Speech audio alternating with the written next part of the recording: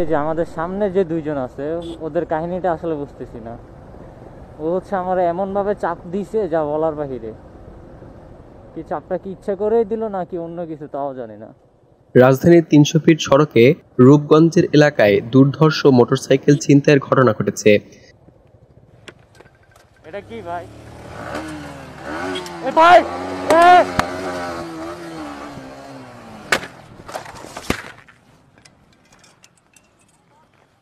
বুধবার রাতে ভুলতা গাউসিয়া রোডে এই ঘটনাটি ঘটে। হঠাৎ কয়েকজন দুর্বৃত্ত মোটরসাইকেলের গতি রোধ করে ধারালো অস্ত্র এবং আগ্নেয়াস্ত্রের ভয় দেখিয়ে ছিনতাই চালায়। নামো নামো নামো, ডাকাত ডাকাত ভাই, নামো নামো। ঘটনার একটি ভিডিও ইতোমধ্যেই সামাজিক যোগাযোগ মাধ্যমে ফেসবুকে ভাইরাল হয়ে গেছে। ভিডিওতে দেখা যায় এক যুবক মোটরসাইকেল চালানোর সময় পিছন থেকে ৩টি মোটরসাইকেলে থাকা কয়েকজন দুর্বৃত্ত সামনে এসে গতিরোধ করে।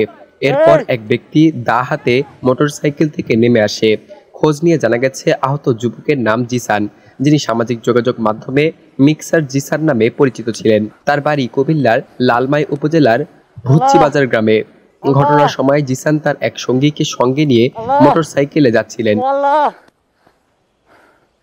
ওই বাঁচাও, ওই বাঁচাও, ওই ওই ওই ওই বাঁচাও, আল্লাহ আল্লাহ আল্লাহ আল্লাহ।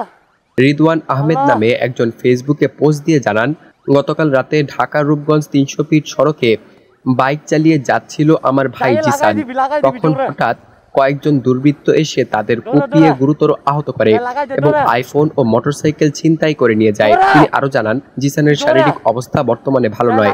মিক্সার জিসান ভাই নামের একটি ফেসবুক পেজ থেকে জিসান নিজেই ঘটনার বর্ণনা দেন। তিনি দাবি করেন তাদের দিকে ৫ থেকে ৬ রাউন্ড গুলি ছোড়া হয়। তার পায়ে এবং তার সঙ্গীর মাথায় কোপ দেওয়া হয়েছে।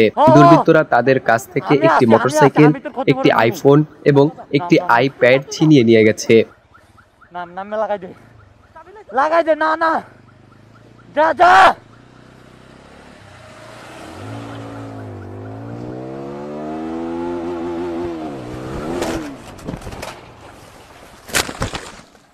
এই ঘটনার পর স্থানীয় বাসিন্দাদের মধ্যে আতঙ্ক ছড়িয়ে পড়েছে।